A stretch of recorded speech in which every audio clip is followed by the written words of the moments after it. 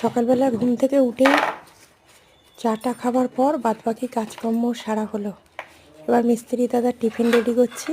এখানে নিয়েছি আটার রুটি, আলু কষা আর বহরমপুরের খেজুরের গুড়।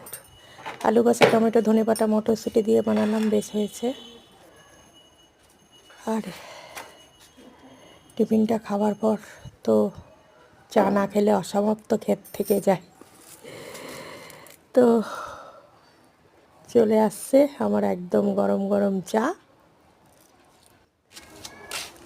এবার এই ইট আছে এখানে, ওগুলো উপরে তোলা হবে। আর এখানে কাজ হচ্ছে, ছাদের অবস্থা দেখো বেহাল হয়ে গেছে।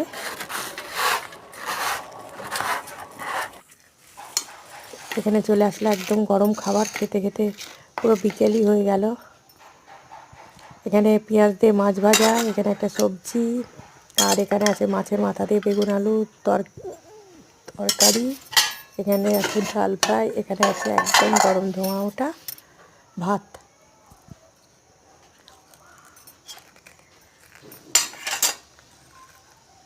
তো এটাই ছিল আমার আজকের মেনু। ভিডিওটা আর বড় করছি না, এখানেই এন্ড করছি।